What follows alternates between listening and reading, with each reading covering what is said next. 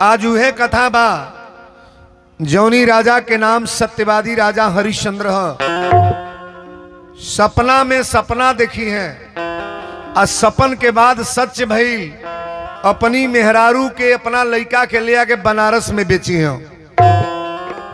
आपन मेहरारू आपन लड़का अपने बिका तड़े एगो डोमे के नौकरी हरिश्चंद्र करेंगे। उतनी योजन की कथा है लेकिन एक चौपाई पर पूरी कथा है। यह मानस की चौपाई पढ़िएगा। शिवी दधीच हरिश्चंद्र नरेशा, ये मानस का सूत्र है। लेकिन राम जी के पूर्वज हमारे हरिश्चंद्र हैं। राम जी के पूर्वज जौनी घर में राम जी बैठावल गई है ना, वही घर के रहने वाले हरिश्चंद्र हैं महाराज। आइए मानस की चौपाई हम एक चौपाई से संबोधित करने जा रहे हैं और बड़ी बारीकी से कथा को आज श्रवण करिएगा। यही से कथा प्रारंभ हो रही है कि धर्मन दूसर सत्य समाना, धर्मन दूसर सत्य समाना, धर्मन दूसर सत्य समाना, धर्मन दूसर सत्य समाना, धर्मन दूसर सत्य समाना, आगम निगम पुराण बखाना, आगम निगम पुराण बखाना, आगम निगम पुराण बखाना, आगम निगम। धर्म न दूसर सत्य समाना, आगम निगम पुराण बखाना। एक भी पूजा न करो, कोई मंदिर में जल न चढ़ाओ, कोई व्रत न भूखो, कहीं तीर्थ प्रयाग न करो, लेकिन एक काम अपनी जीवन में आप उतार लो, केवल सत्य बोलना। ये सारी कथा के बराबर एक सत्य हो गया। ताली बजाओ बरिया रे। अच्छा, राम जी के घर कितने लोग आए? रघु आए, दधीच आए, मनु शत्रुपा, हरिश्चंद्र। इन लोगों के सामने कहीं सत्य नहीं लिखा गया है, नहीं। और हरिश्चंद्र के सामने सत्य लिखा गया है। सत्य क्यों लिखा गया इसमें जान ले आप। हरिश्चंद्र के राज में बाघ बकरी एक घाट पानी पीते हैं महाराज। सत्यवादी राजा हरिश्चंद्र के राज में कोई झूठ नहीं बोलता है। सत्यवादी राजा हरिश्चंद्र के राज में कोई गरीब नहीं है। सत्यवादी राजा हरिश्चंद्र के राज में कोई भीख मांगने वाला नहीं है। उनके राज में ये पता लगाते थे कि बिना भोजन किए कौन व्यक्ति अपने घर में सो रहा है। राजा उसी को कहते हैं जिसके राज में प्रजा स्वतंत्र है। हरिश्चंद्र के राज में एगो औरत लड़का लेके जात रहता, कब हमरा हो एगो महिला छोटा बच्चा लेके जात रहे और दूसर महिला गए तो कर बच्चा छोड़ ले, उसके बच्चे को छोड़ ली। अभी पीछे से दौड़त या कलश मेरे बच्चे को लेकर जा रही है, बच्चा बच्चा। जब होतना दूर गई 500 लोग जाके दौड़ के ओकरा पकड़ ले महिला के। कलेज का बच्चा दे दो तो कलेज साहब ये मेरा बच्चा है। कुरवा में ले ले रहे तो उन्हें रहल ना, लेकिन कहे ये मेरा है। और जौने के कुरवा में ना रहे वो कहे मेरा है। अच्छा बताइए, एक बच्चा है और 2 महिला है, कोई बता सकता है कि किसका बच्चा है? बताएगा कोई? कोई नहीं। लोगों ने कहा कि हरिश्चंद्र के दरबार में चलो, दोनों लोग चलो। हरिश्चंद्र के दरबार में दोनों महिला गई। हरिश्चंद्र ने पूछा कि झगड़ा क्या है, किस बात का? तो लोगों ने कहा साहब ये महिला कह रही है मेरा बच्चा है और ये महिला कह रही है मेरा बच्चा है। हरिश्चंद्र अपने सामने बुलाए और कहे बोलो बच्चा किसका है बोलो। तो जौने के नहीं रहे बड़ा कौस के रोवे, कलश साहब ये मेरा बच्चा है। और जौने के रहे कम रोवे कलश की मेरा बच्चा है साहब।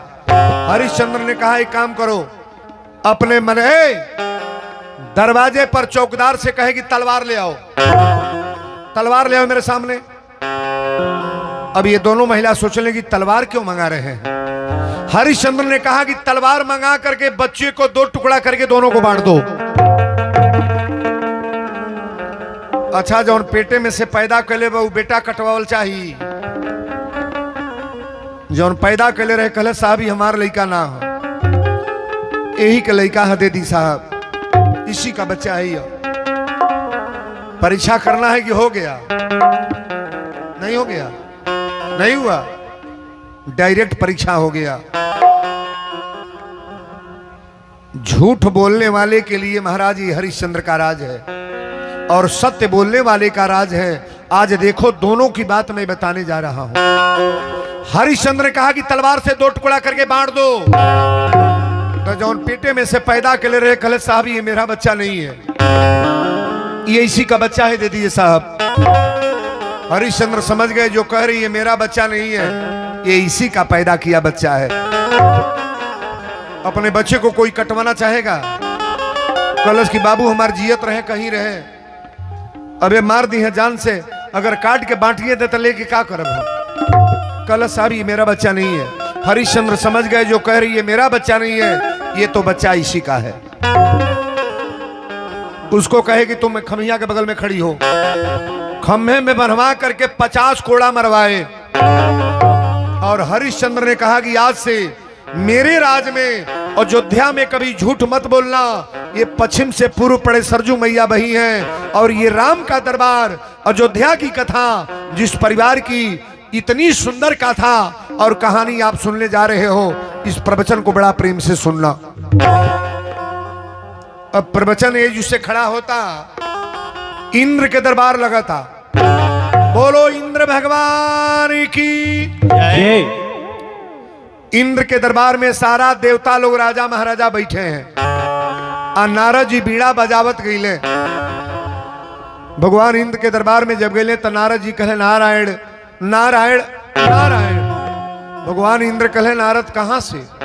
नारद कहे आज तीनों लोक भ्रमण करत हम आवतनी, आज मृत लोक में हम गए थे महाराज। इंद्र भगवान पूछने लगे कि मृत लोक में क्या देखे हैं, मृत लोक में क्या दिखाई दिया है? कहले मृत लोक में आज वही देखे हैं, एक राजा हैं अयोध्या के रहने वाले, उनका नाम है सत्यवादी राजा हरिश्चंद्र। 99 को यज्ञ कर चुके हैं महाराज, एक यज्ञ और बाकी है। अगर 100 को यज्ञ कर दिए तो इंद्रासन, ये स्वर्ग आपका लेने का अधिकारी बन जाएंगे। इंद्र कहले फिर एक बेर दोहराइबा का कहला? नारद नाम के कर नारद, जेकर बात कबो नारद होला वही के नाम नारद है। वृथा न जाए देव ऋषि वाणी। अपने जीवन में नारद कहीं झूठ नहीं बोलते हैं। लोग कह देते कि नारद बनल बा, नारद बनना सस्ती बात थोड़ा नहीं महाराज। भगवान इंद्र कहले नारद एक बार और बताइए क्या बोले हैं? कहले कि सत्यवादी राजा हरिश्चंद्र के राज में इतना बात है, बाघ बकरी एक घाट पर पानी पी रहे हैं और 99 को जग कर चुके हैं, एक जग और बाकी है। अगर 100 जग हो गया तो इंद्रासन आपका लेने का तैयारी बना लिए हैं। कहले करीबादो सुन ली, 111 को ब्राह्मण के सुबेरे दान करेले, अब बिना दान कैले वो भोजन करेले ना। कोई बिचवा में बैठा लाला विश्वामित्र बाबा, बिचवा में विश्वामित्र बाबा बैठा लले। कहले नारद तनी एक बेर औरी दोहराइबा। कहले तो यह तो बतौली है कि 100 को जग होके जाता, अगर 100 को जग हो जाई तो ये स्वर्ग लेने का क्षमता उनके पास हो जाएगा। विश्वामित्र बाबा हंसले, कहले हा हा हा हा हा। नारद जी कहले आप क्यों हंस रहे हैं? कहले हंसत नहीं तोहरा बात पर, उनके बड़ाई बतियाओ तला जेकर गुरु वशिष्ठ हूं। हरिश्चंद्र की बड़ाई, विश्वामित्र में हरिश्चंद्र में थोड़ा है। विश्वामित्र में अब श्री वशिष्ठ जी में तनी पटरी ना लगाओ ना बढ़िया हो। हमारी बिरादरी में एक गो गड़बड़ हो, सब बा, धन बा, रुपया बा, कोठा बा, बेटा बेटी बा, घोर दुआर बा, लेकिन विश्व लेवल की बात कह रहे हैं, ब्राह्मणों में थोड़ा मिलान गड़बड़ है। ताली बजा रहा हूं बढ़िया।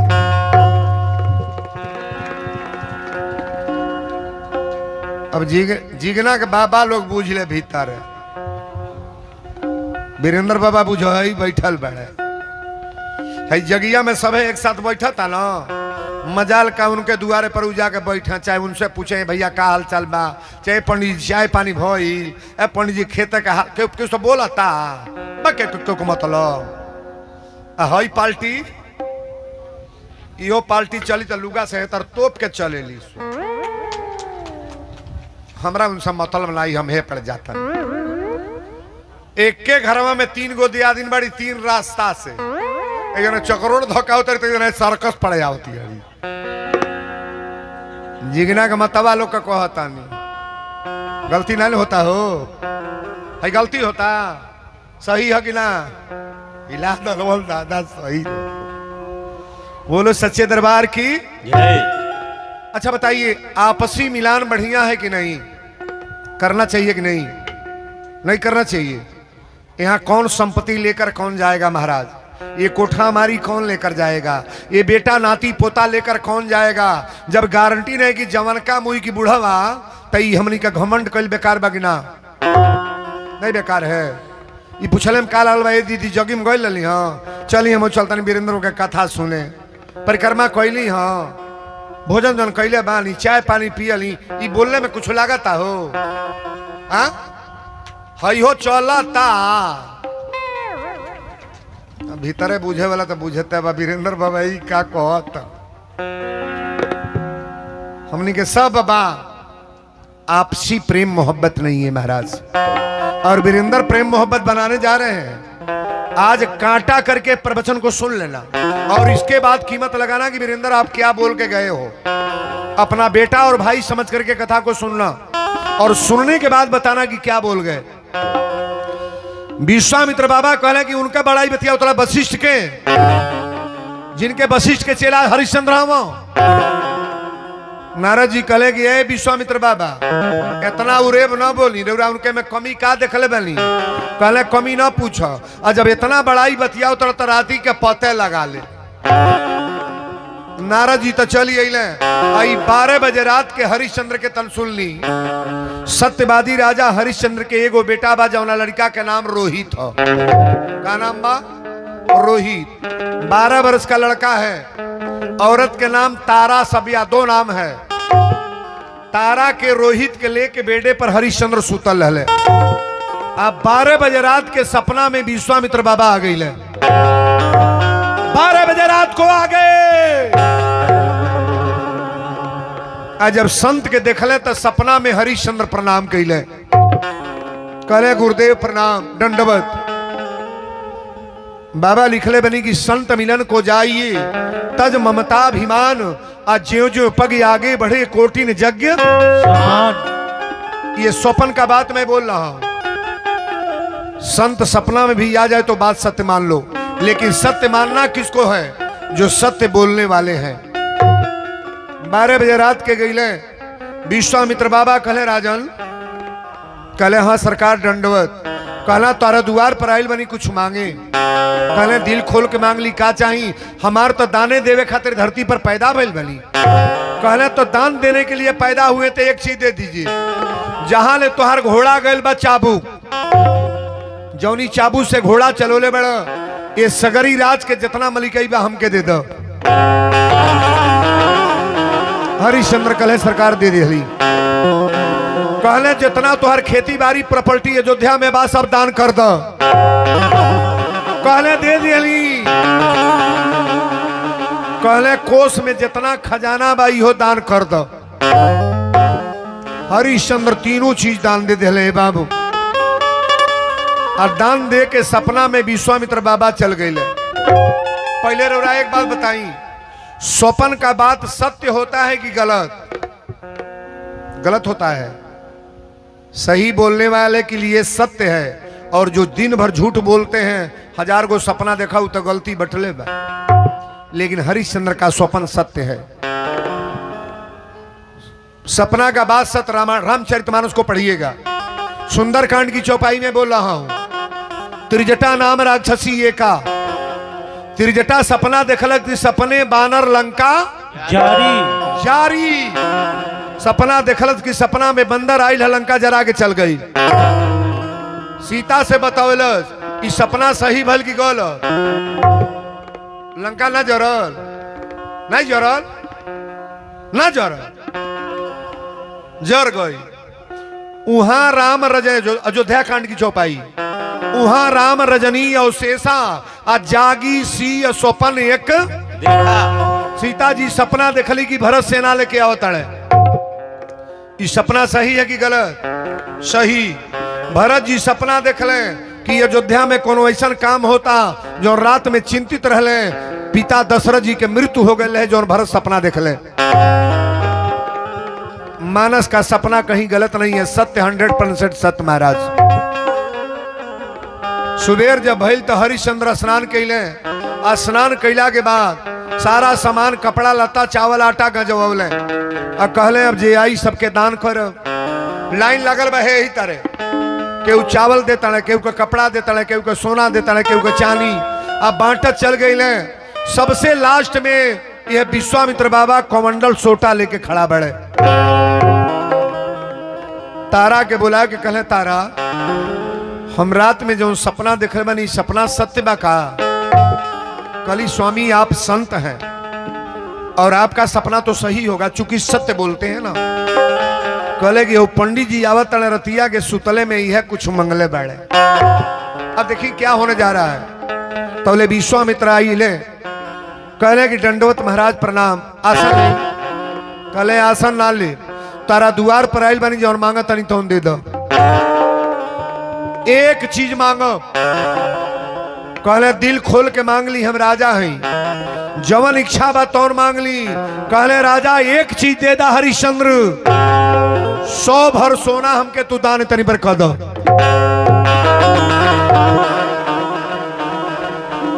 100 भर सोना मंगले। हरिश्चंद्र अपना नौकर के बोलौले, कहले खजाना में से सोना ले आके 100 भर ना, 125 भर सोना बाबा के दे दे।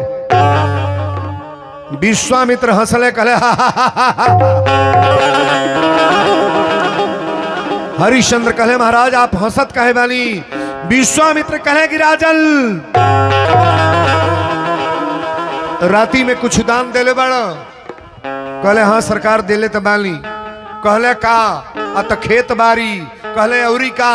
अत प्रॉपर्टी बेवत विस्तार। अत औरी का? अत सोना चांदी रुपया पैसा सब दान दे देले बानी। कहले ई सोना देवे के कहत कहां से बैठा?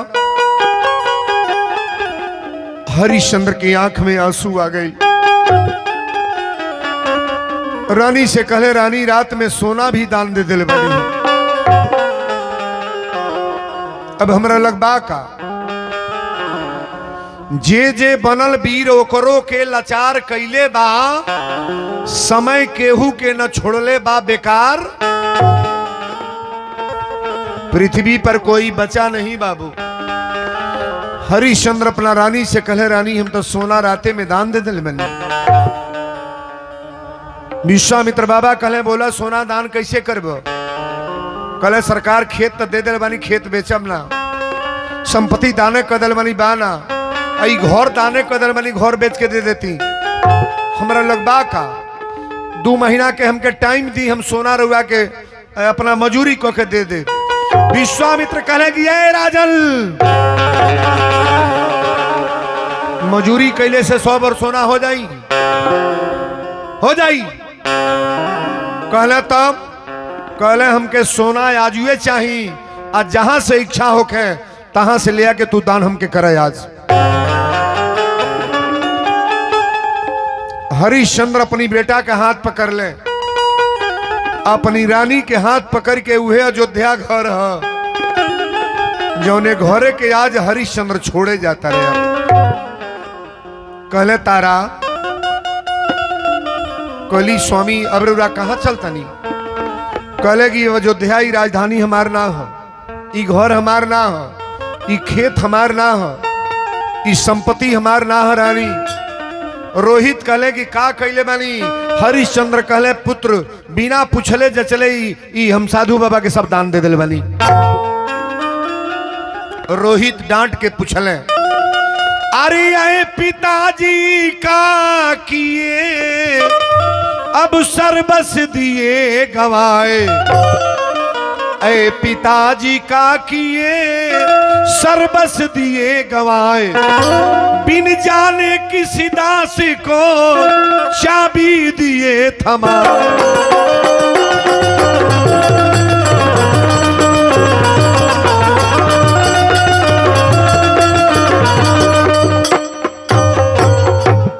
रोहित कहले पिताजी बिना जानल बोझल ई बाबा के दान कैसे कदेली।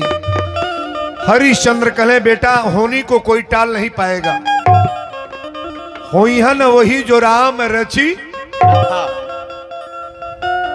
रानी के हाथ पकड़ के और रोहित के हाथ पकड़ के कहले कि रानी पहले चला प्रयागराज। अयोध्या से प्रयागराज ऐसे पड़ रहा है। प्रयागराज जो लोग गए थे गौर से सुनिएगा, त्रिवेणी जहां बड़ा भगदड़ मचा है, कई लोग घायल हो गए हैं। त्रिवेणी घाट के बगल में हनुमान जी का धरती में से उत्पत्ति है, हनुमान जी का मंदिर है यहाँ। आप बड़ा निश्चिंत रूप से जाओगे। हमारे तो बच्चे वहीं पढ़ते थे महाराज, 12-14 साल। प्रयागराज हम 1-1 महीना रह जाते थे। तो प्रयागराज लेके गए तो हनुमान जी के प्रणाम करौले घाट पर, और त्रिवेणी स्नान कैल लोग। स्नान क के आई है बहिया पकड़ के जब पूरू भैले तारा कली स्वामी कहाँ चलतनी। हरिश्चंद्र कहले रानी ये धरती पर सब देव देव हैं, लेकिन शंकर जी महादेव हैं। बोलो महादेव की। कहली मतलब कहले अगर बिकाए के बा साधारण बाजार में ना बिकल जाई, रानी चला हमनी का चल के बनारस में बिकल जाई। भगवान शंकर जी के त्रिशूल पर कौन नगर बसा है? नहीं बोलोगे? भोलेनाथ के त्रिशूल पर कौन जगह है? बनारस, काशी।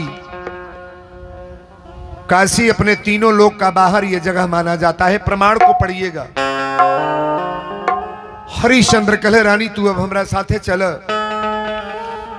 अनर्गल जगह पर ही शरीर बेचल लाई जाई, बेचाही के बाद तो भगवान के दरबार में। मरना है तो भगवान के लिए मरा जाए कि गांव परिवार घर के लिए?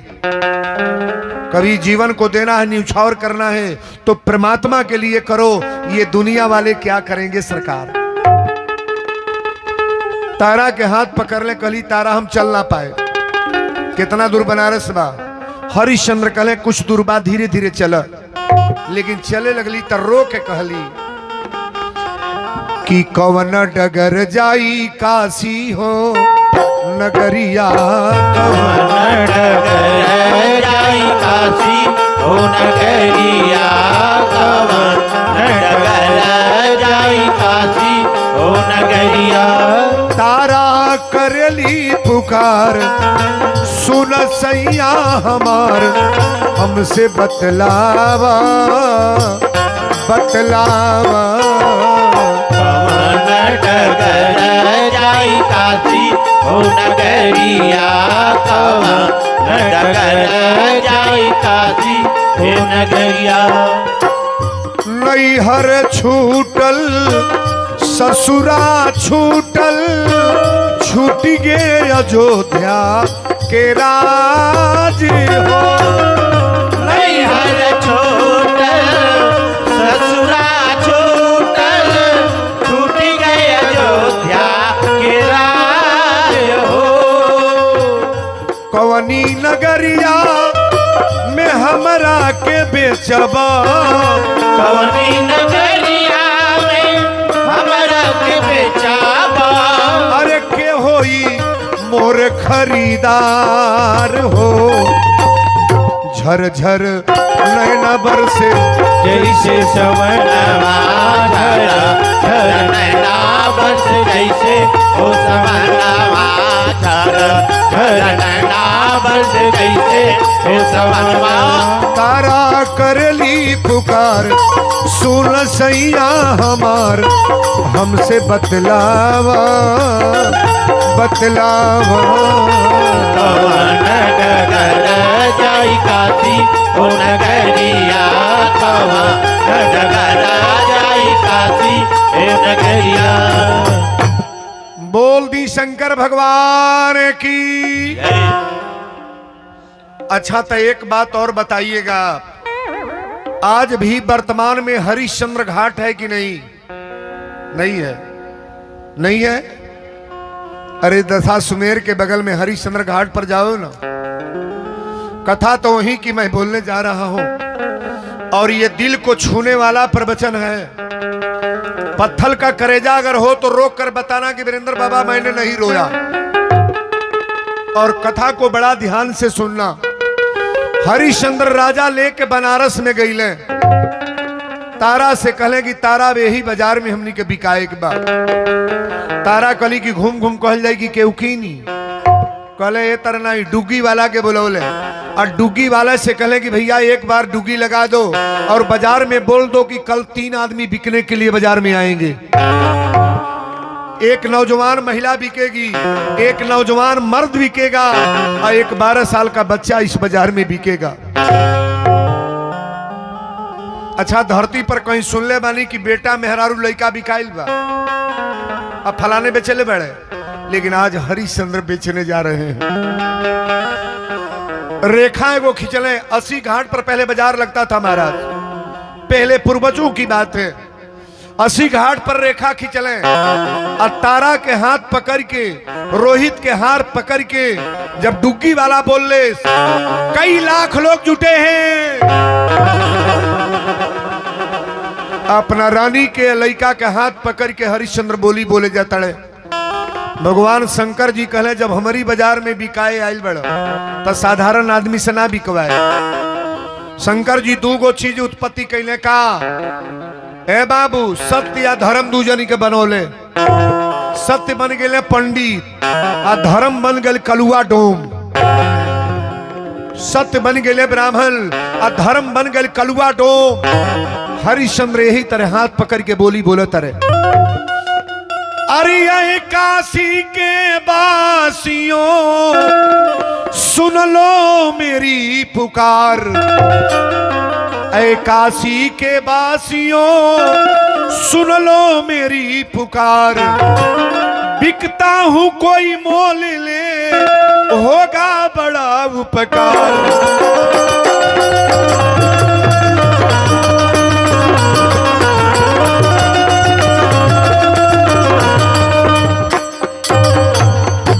हरिश्चंद्र कहले कि ये काशी के बासियों सुन लो मेरी पुकार। अब बिकता हूँ कोई मोल ले होगा बड़ा उपकार। जब बोली बोले लगना तो तारा कली, स्वामी पहले एक बात बताइए, पहले आप बिकेंगे कि हम? अच्छा, कैसनो मेहरारू होई अपना चाही कि मर्द हमार बिका जा, और कैसनो मर्द होई तो महिला को तो नहीं चाहेगा कि हमारी औरत बिक जाए। लेकिन समय बड़ा बलवान होला बाबू। जब बोली बोलले वही बाजार में पंडित जी दौड़ के जाके तारा के बाह पकड़ ले। पंडित जी हाथ पकड़ ले। तारा कली, भैया एक बात सुनिए, अब तई 50 भर सोना लेके हमके बेचते बारे, लेकिन पहले अपना जे सिंदूर मांगी में लगोले बा उसे पूछ ले कि हमारा वादा का बा। जब पंडित जी बाह पकड़ले तो तारा फूट फूट के रोए लगली। कली, स्वामी अब ते भरल बाजार में बियाह करके तू ले अला, मांग में सिंदूर तू लगवला, अयोध्या छोड़ा के भरल बाजार में ले आके बेचा तड़। पहले ये पंडित जी से पूछ ले हमके रानी बना के रखी है कि नौकरानी। अगर रानी बनावे के शब्द आ गई, हमके बोरा भर सोना दी है तब वो इनकी साथे ना जाए, लेकिन दासी बन के इनका साथे हम जा सकीले। स्वामी अगर बेचा तड़ा तो शौक से जाए। हरिश्चंद्र कले, रानी हमारी हो पूछे के ताकत ना बा।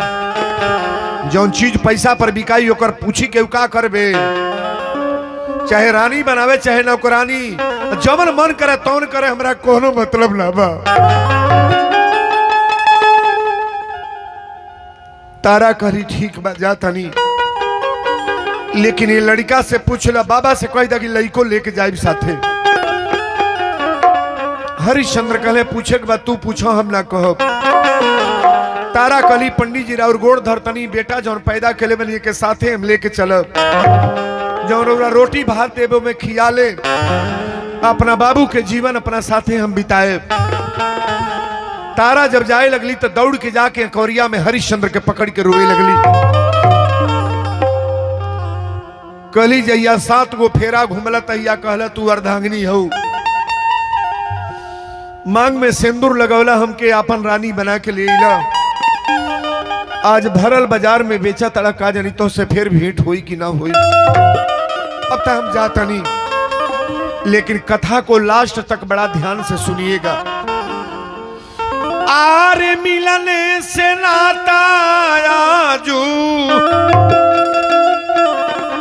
आरे मिलने से नाता छूटल पिया, मिलने से छूटल पिया, मिलने से नाता छूटल पिया, मिलने से नाता। मिलने से ना हो,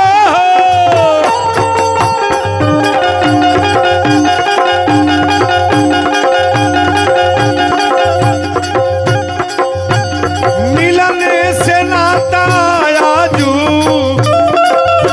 अरे मिलने से नाता छूटल पिया, मिलने से नाता छूटल पिया, मिलने से नाता छूटल पिया, मिलने से नाता। राज छूटल पाट छूटल अयोध्या नगरिया, राज छूटल पाटा, राज छूटल पाटा, राज छूटल पाटा छूटल अयोध्या नगरिया।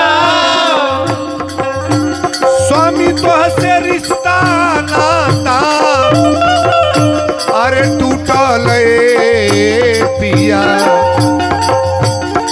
सीताराम मिलने से नाता छूटल पिया, मिलने से नाता छूटल पिया, मिलने से नाता छूटल पिया, मिलने से नाता। हरिश्चंद्र के छोड़ के तारा जब जाए लगली तो गोड़वा पकड़ के रोली। कहली कि भरल बाजार में तो के छोड़ के जे जाता नहीं का जानी तो से फिर भेंट होई कि ना।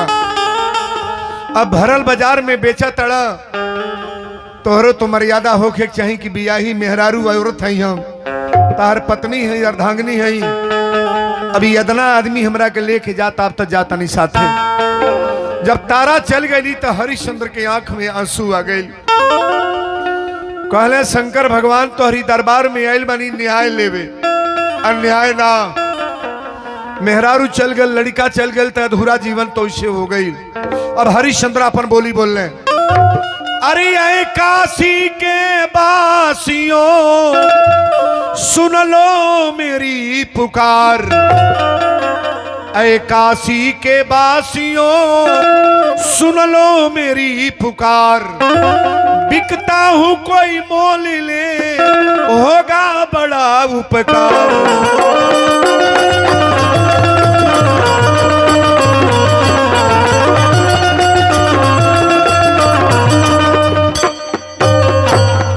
वही बाजार में कलुआ डोम गइल बा बाबू। कलुआ डोम दौड़ के जाके हरिश्चंद्र के बाह पकड़ लेलस। कपारे पर करिया फेटा बा, काला कुर्ता बा, करिए धोती बा, मुटकी लाठी ले ले बा और वही लाठी में सूपा या खांची या बेना टंगले बा। हरिश्चंद्र कहले भगवान बेचवावत बेचवावत यह गह की मिल रहे हो, लेकिन चलिए समय बड़ा बलवान होला। डोम पूछलस कितना रुपया कितना का देवे बा। कहले 50 भर सोना। तो पंडित जी दे के मेहरारू ले गईले। 50 भर सोना दे दे बाबा के हमके लेके चल। कलुआ डोम 50 भर सोना दे दिहलस आ सोना दे के बहिया पकड़ के खींचत लेके जाता। हरिश्चंद्र कहले भैया एक बात बताव, हमसे तू नौकरी कौन करीब? डोमे के घर के नौकरी पहले सुन ले। कौन नौकरी करेबा? कलुआ डोम कहला सुअर ना चरवाए, सुअर ना चरवाए। खांची या बेना या सूपा ना बिनवाए। कजिया में केहू घरे खाए के ना भेजब, लोटा कमंडल लेके। हरिश्चंद्र कहले तो नौकरी का करेबा? कलुआ डोम कहले ताकि एके नौकरी करवाए जौन डोम के सबसे सुपर नौकरी है। श्मशान घाट पर तो के आगी लेके खड़ा रही है। चाहे केहू का बेटा मरल बा, नाती मरल बा, माई मरल बा, बाप मरल बा, बिना कर कफन ले लाश जरावे मत दिए। डोम के अगर सबसे बुरी नौकरी है तो महाराज श्मशान घाट। अच्छा एक बात बताइए, श्मशान घाट पर कोई हंसता जाता है कि रोता? अरे केहू का माई मरल बा, कितनो पुरनिया बाप मरल बा, बेटा आगी दी तो रोई कि ना? न रोई। माई मरल बा ते आगी दी तो रोई कि ना? माई जौने जौने देही से दूध पियोले बड़ी आज तो के आगी देता नहीं। लेकिन हरिश्चंद्र कहले भोलेनाथ नौकरी तो लगा दिया, लेकिन नौकरी तो बड़ा हमारा दिमाग के बाहर बात होता। हरिश्चंद्र वही घाटे पर, श्मशान घाट पर, उहे घाट है जौने घाटे पर रुआ के ले चलतन हम। हरिश्चंद्र वही जो पहरा देता है। केहू के बेटा मरल बा, केहू के भाई मरल बा, जे भी आवता हरिश्चंद्र कहे कि पहले कर कफन दे लो तो लाश जलाओ। कर कफन देने के बाद लाश जलेगी। कोनो गरीबो आदमी गल बा जौना के लग कर कफन के व्यवस्था पैसा के ना बा, लेकिन बिना हरिश्चंद्र पैसा ले लेना जलावे दे बाबू। धीरे धीरे दिन बीता। मतवा के लीला देखी पंडित जी घर के। मतुआ कलश कीन के आयल बड़ू, सुन ल, बर्तन धोव, रसोई बनाव, घर के सब काम कर।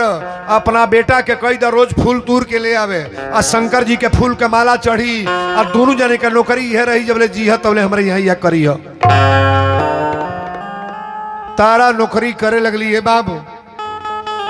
तारा पंडित जी की यहाँ नौकरी कर तड़ी, आई डोमे के घाटे पर नौकरी कर तड़े। धीरे धीरे दिन बीता जाता, बहुत दिन बीतल।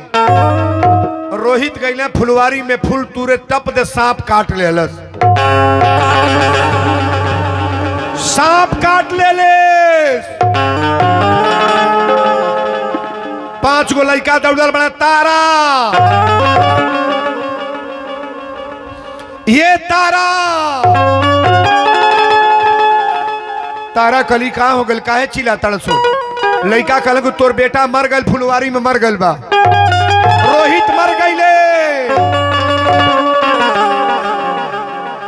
पगलनिया के रूप बना के तारा दौड़ल चली। मतुआ कल जाए ना बा, पहले बर्तन धो ला, रसोई बना ला, घर भर के खिया के तब जाइए।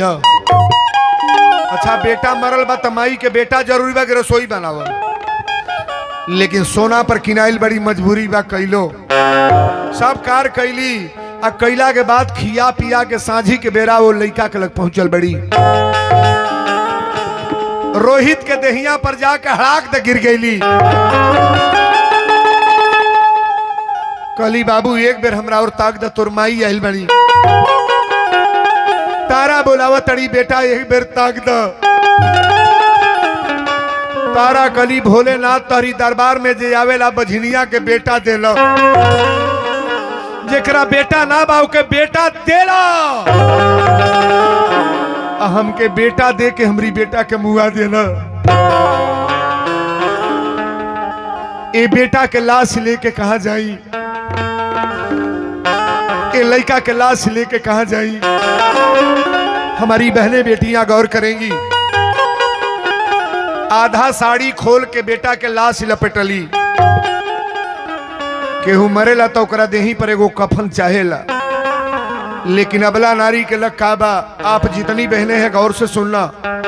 आधा साड़ी पहनले बड़ी, आधा साड़ी में अपना बेटा के कफन बना के लपेट लेली, और रोते चलल बड़ी। वही घाट पर जाता जहां हरिश्चंद्र पहरा देता। बड़ी मोड़ पर कथा बा। तारा रोते चलल बड़ी।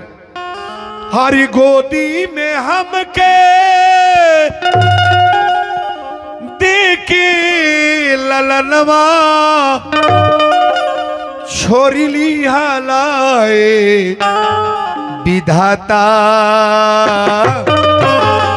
का कैला ये विधाता का कैला ये विधाता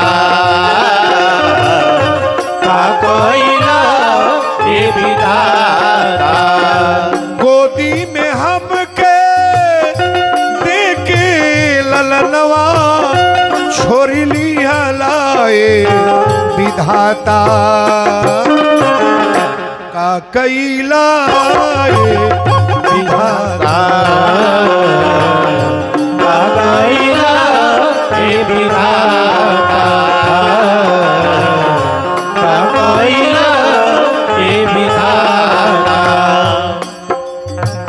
हरिश्चंद्र दानी के तारा रानी के हरिश्चंद्र दानी के तारा रानी के दर दर घुमावला होकर लगवला तू हरान कुछ न बुझाता तोहरा न कुछ बुझाता पूछी है पियाता का बतलैबे हमरा न कुछ बुझाता का कैला ये विधाता का कैला ये विधाता का कैला ये विधाता गोदी में हमके देके ललनवा छोरी लिया लाए विधाता का कैला ये विधाता का कैला ये विधाता हरि का कैला ये विधाता। अच्छा एक बात बताई, जेकरा केहू जरावे वाला ना रहे ओकर मामा मौसा काका जरावे ले लाश। धरती पर कहीं सुनले बानी कि माई अपनी बेटा के लाश जरौले बा? कहीं सुने हैं? लेकिन आज तारा अपनी बेटा के लाश जरावे लेके चलल बड़ी, आधा साड़ी पहिरले बड़ी, आई लाश लेके जब घाटे पर गईली सुसुक सुसुक रोवा तड़ी। हरिश्चंद्र यागी के लूका लेके 100 गो लाश जराता। आज जब तारा के रोवल सुन ले, हरिश्चंद्र आवाज धले, सावधान, बिना कर कफन दिए कोई लाश नहीं जलाएगा, बिना कर कफन की लाश नहीं जलेगी। तारा कहली, हे भोलेनाथ, ये घाटे पर आइयो गईली, आई आदमी कहता कि बिना कर कफन के लाश ना जरी। हम अबला नारी बानी, कैसो तो अपन बाबू के लेके आयल बली। राती के बेरा सांझी के बेरा कैसे लकड़ी मांगे जाई, कहाँ कर कफन मांगब, कहाँ पैसा मांगब। ई के तरह बेटा के लाश जरी। धीरे धीरे आगे बढ़त जातड़ी, फिर आवाज आई। आज जब 3 बेर हरिश्चंद्र बोलने तब तारा के मालूम हो गई तो हमार स्वामी है, कि हमरे रोहित के पिताजी हम। दौड़ के अगवा आईली, कहली सुनिएगा। कहले क्या बात है? हरिश्चंद्र पूछली कि राउर नाम? कहले हमार नाम हरिया है। कहली कि राउर बेटा बा? कहले ना। औरत बा? कहले ना। तारा कहली कि आपका कोई नहीं है? हरिश्चंद्र कहले मेरा धरती पर कोई नहीं है, मैं एक डोम का नौकर हूं। तन ध्यान दीजिएगा, बड़ी योजन की बात आ गई। मैं एक डोम का नौकर हूं। तारा कली, स्वामी तू चीन्हा चाहे ना चीन्हा, लेकिन हमरा नजर पर तू वही तरह दिखाई देता। तू मांग में सिंदूर लगावे वाला तू हवा। हमसे बियाह कैले बड़ा कि ना? हरिश्चंद्र कहले भगवान कौन जवाब दी। तारा कली, शादी कैले बड़ा कि ना? कहले मैं कह रहा हूं मेरा कोई नहीं है। तारा कली, बेटा ए बेटा के पैदा करे वाला तू हवा, जहन लइका तोहर मरल बा। ये लुगा में से उघार के अपनी बाबू के मुंह देख ले राजा तोहार बेटा है। हरिश्चंद्र कहले मेरा कोई नहीं है। तारा कली अच्छाई बतावा ठीक है कोई नहीं है। ये लड़का के लाश से घाटे पर जरे देबा कि ना? कहले जरेगा लेकिन कर कफन का व्यवस्था कर लो तब लाश जराना है। यहाँ कर कफन का व्यवस्था कर लो रानी तब पुत्र की लाश जलाओ। तारा कली स्वामी जब यापन यापन ना होता तब बिराना का होई। हमारी लका बाज एक यहाँ से कर कफन दे तोहरे दिहल साड़ी पहरले बानी तन ताकब हमरा और। तारा कही कि तोहार दिहल ई साड़ी पहरले बनी राजा और तोहरिए दिहल साड़ी में से बेटा के कफन बना के लपेटले बनी। अगर तोहरा अपनी बेटा के अपनी मेहरारू के कर कफन चाहिए हमारी साड़ी में से फाड़ ला राजा बेटा के लाश जरा दा।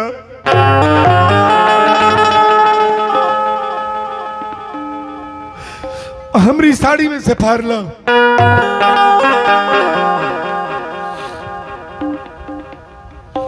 इस साड़ी में से फाड़ के अपनी बेटा के लाश जरावा राजा।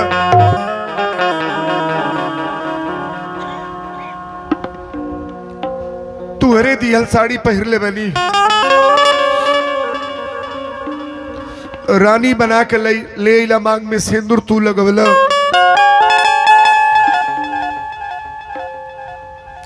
डाल पात लेके गए लला बियाह करे।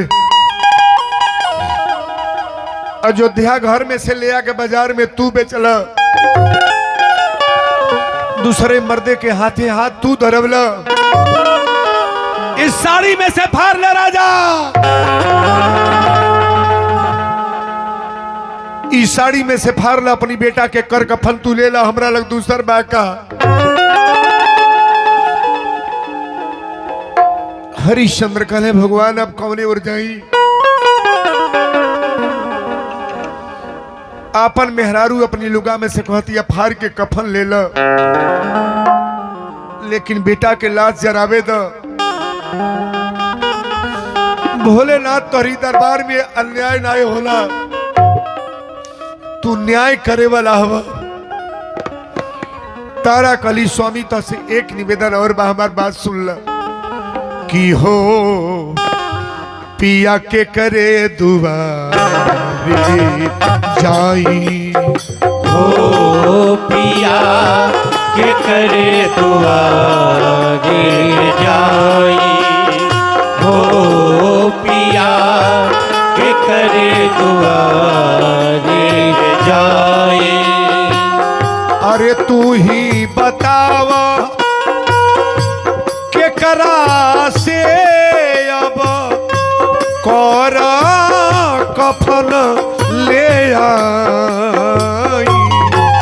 पिया के करे दुआरे जाए।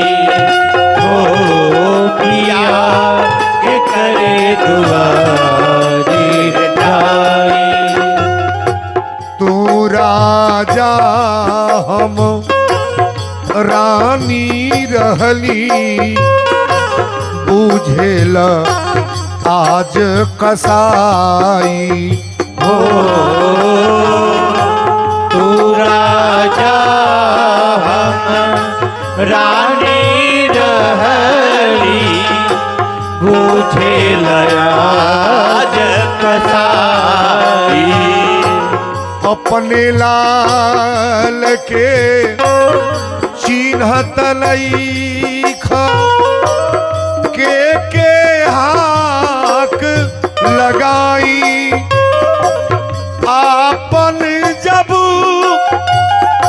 वीरान भइली तब के कर आस लगाई। पिया के करे दुआरे जाए। हो पिया के करे दुआरे जाए। अरे तू ही बतावा के करा से अब कोरा कफन ले आई। पिया के करे दुआरे जाए, ओ पिया के करे दुआरे जाए। तारा कहली कि अब तोहरा से हमारे के निवेदन बा, हमार मर्द तू हवना, आई बेटा तोहर होना, ए लड़का के बाप केहू बाना। अब तू बतावा ई कर कफन कहाँ से मांगे जाई, कहाँ जाई? हरिश्चंद्र कहले नहीं मांगना है तो लाश नहीं जलेगी, लाश नहीं जलेगी। तारा कहली लाश ना जरी तो बेटा के लेके पानी में डूब के मरब। इसमें भी रुकावट है? हरिश्चंद्र कहले कोई रुकावट नहीं। तारा शंकर जी के एक बेर गोहरौली तनी एकर आवाज डर बढ़ा ले बाबू। सीताराम कहाँ गई?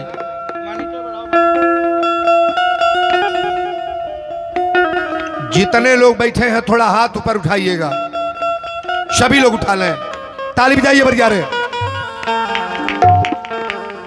शंकर भगवान के दरबार में आपको ले चल रहे हैं भोलेनाथ। ये बनारस में कथा चल रही है। अरे अनाथ कैसे होई, अनाथ कैसे होई जेकर नाथ भोले। ताली उठा के बजाना है सबको। जेकर नाथ भोले नाथ अनाथ कैसे होई, जेकर नाथ भोले नाथ अनाथ कैसे होई, जेकर नाथ भोले नाथ अनाथ कैसे होई।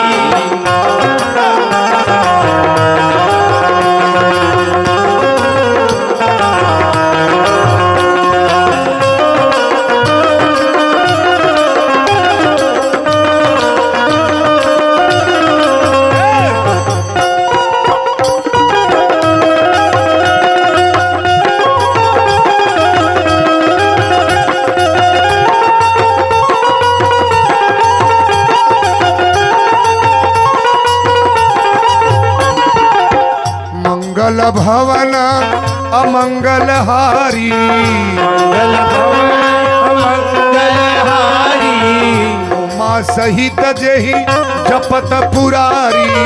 उमा सहित जेहि जपत पुरारी। जेकर नाथ भोले, जेकर नाथ भोले नाथ अनाथ कैसे होई, नाथ भोले नाथ अनाथ कैसे होई, जेकर नाथ भोले नाथ अनाथ कैसे होई, जेकर नाथ भोले नाथ अनाथ कैसे होई, जेकर नाथ भोले नाथ अनाथ कैसे होई। कथा के सार तन समझिएगा। माई के पेट में से हमनी का जिंदा पैदा होखल जाला सब लोग। हरिश्चंद्र भी माता के पेट से जिंदा, रोहित भी, तारा भी। लेकिन प्रमाण के साथ कथा को सुनना। आज तक ये सतयुग, त्रेता, द्वापर, कलयुग, आज प्रमाण के साथ मुझे कहना पड़ता है, जिंदा आज तक कोई भगवान के दरबार में बैकुंठ गौलोक नहीं गया है। लेकिन आज हरिश्चंद्र, तारा, रोहित जाएंगे। कथा को सुनिएगा कि वीरेंद्र बाबा आज क्या बोल रहे हैं। अच्छा बताइए, लड़का जिंदा होई कि ना? ना होगा, नहीं होई।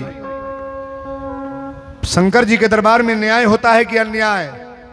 नहीं बोलोगे? न्याय होता है। भगवान भोलेनाथ कभी गलत करते ही नहीं है।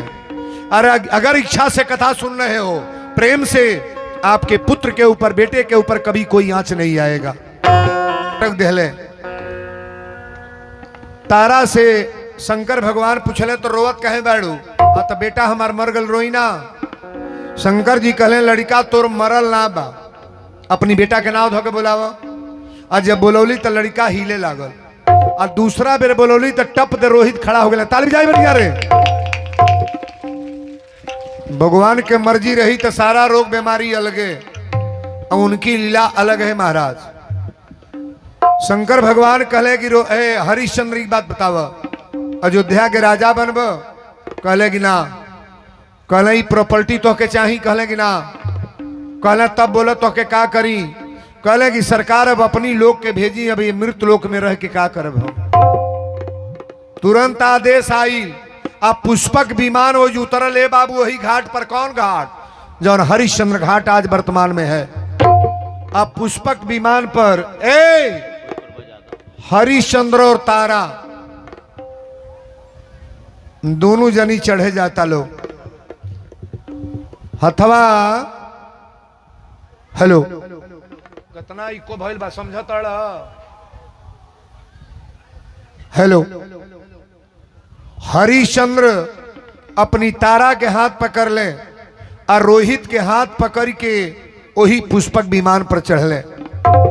आप पुष्पक विमान पर चढ़ले। ब्रह्मा जी कहले हरिश्चंद्र एक बात सुन ल, आज तकले पृथ्वी पर से मृत लोक से कोई व्यक्ति जिंदा नहीं गया है, जिंदा नहीं गया है राजा। आज पहला आवाज है, पहला एक कार्यक्रम है, पहला भक्त आप हो कि अपनी औरत आ बेटा के लेके तोहू सथवे जाता रह। हमने नहीं मनावल जाला कि हे दुर्गा माई हम मरी तो एक के साथ है मरी, मरी तो बेटा के साथ है मरी, मरी तो मर्दे के साथ है मरी, मरी तो हमार मेहरारू लायक बा ओकरा साथे मरी। लेकिन रउरा मनौले से होई ना, करे के परी। हरिश्चंद्र जौन तपस्या कैले के करी जी, करी धरती पर। आज तक पृथ्वी पर कोई नहीं करेगा। अपनी मेहरारू के साड़ी पर हाथ हरिश्चंद्र धरे जात रहे। आकाशवाणी भइल कि हरिश्चंद्र अपनी औरत के साड़ी मत फरी है, औरत के साड़ी फरबत तो हर मर्यादा समाप्त हो जाई। लेकिन देखिए भगवान की लीला, जेकर बिगड़ेला वही के तो नीमन बनेला। यहाँ जितनी बहनें बैठी हैं कभी ना सोचना कि मेरा लड़का कामयाबी नहीं है, मेरा मर्द कामयाबी नहीं है, मेरे परिवार के लोग अच्छे नहीं हैं। जेकर घर बिगड़ल बा वही के तो सुधरेला। सुधरल जौन बा ना उ बिगड़ी, सुधरल का बिगड़ी। आज जौन बिगड़ल बा उ है बनी महाराज सुधरी। आज हरिश्चंद्र अपनी तारा के और रोहित के दोनों जनी के बैठौले आ हाथ में लेके पुष्पक विमान पर अभी डायरेक्ट जाता लोग। है बाबू ओ धाम के जाता लो जौना धाम में सब है जिंदा जाला ना।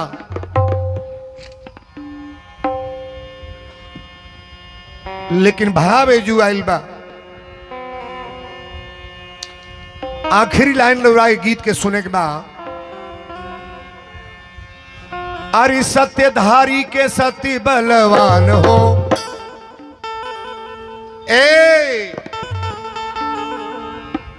सत्यधारी के सत्य बलवान हो, भगवान हारी गईले। सत्यधारी के सत्य बलवान हो, भगवान हारी गईले। सत्यधारी के सत्य बलवान हो, भगवान हारी गईले। सत्यधारी के सत्य बलवान हो, भगवान हारी गईले। सत्यधारी के सत्य बलवान हो, भगवान हारी गईले। सत्यधारी के सत्य बलवान हो, भगवान हारी गईले। पुष्पक विमानैया कसवा से अइले, हरिश्चंद्र राजा रोहित चढ़ी गईले। हरिश्चंद्र राजा रोहित चढ़ी गईले। हरिश्चंद्र राजा रोहित चढ़ी गईले। टूटल विश्वामित्र के गुमान हो, अरे बाड़ू तू तारा महान हो, भगवान हारी गईले। बाड़ू तू तारा महान हो, भगवान हारी गईले। बाड़ू तू तारा महान हो, भगवान हारी गईले। बाड़ू तू तारा महान हो, भगवान हारी गईले। भगवान को हार मानना पड़ा है महाराज। अगर भक्ति में दम बाना तो शक्ति परमात्मा देंगे, आपका कभी भी कल्याण होगा। सभी लोग प्रेम से खड़े हो जाएं। कमेटी के मेंबर लोग ऊपर आ जाएं। कमेटी के मेंबर